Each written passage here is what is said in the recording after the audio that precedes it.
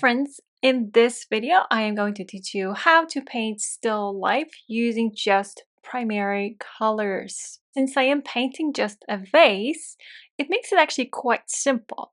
The only colors extra I added were for the flowers, so the stems and then for the centers of each flower. Let's talk about light and shadows. Light and shadows are the most important. If there's no light, there's no shadows. No shadows, no light. There's no dimension either, and no contrast. Please take a look at this image here.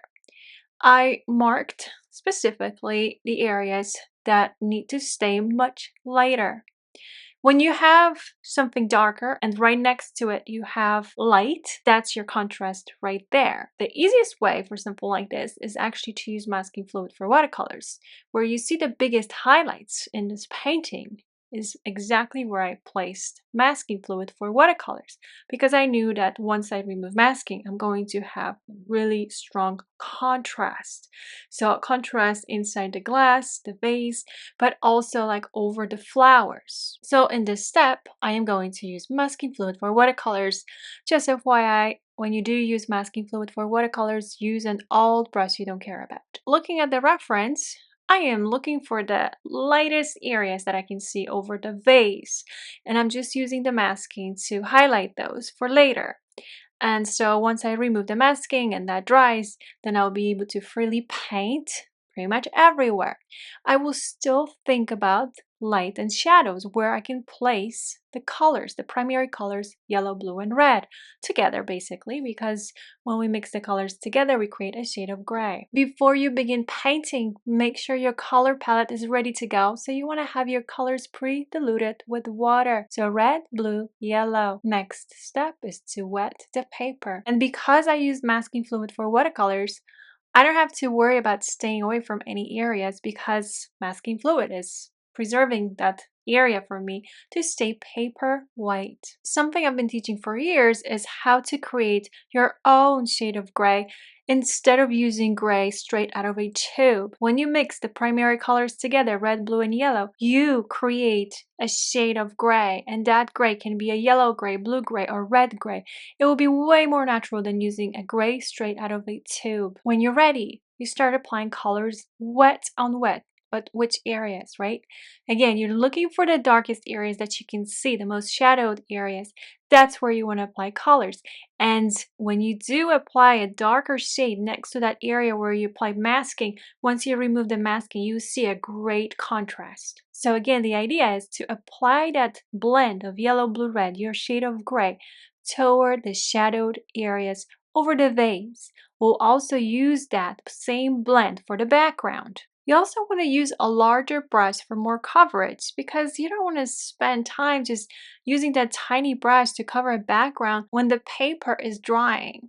So try to use at least like a size 20 brush, or maybe an inch wide brush, so you have more coverage right away, and so you don't run out of that time to apply colors before the paper is too dry. One of my favorite techniques is actually using a damp brush to soften the layer.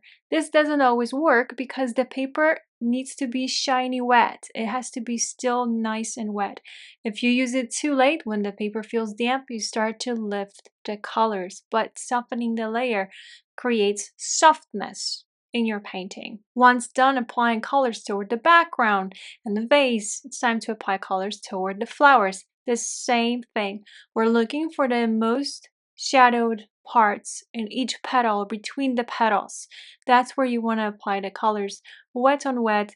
Again, yellow, blue, red, and using a heavier ratio between water and paint at this stage, because the paper feels like it's almost like damp. And for more color, I am also adding yellows. So yellow toward the centers of each flower, and try to mix the colors just to add a little bit more color, like a green or even red to your yellow, but try to mix colors on the paper, not your palette. For the stems, you can start with a little bit of yellow and then grab right away a little bit of green. Again, you grab colors pretty quickly from your palette and let all that mixing to happen on your paper. You need to pay attention to the ratios between water and paint at this stage because the paper feels damp.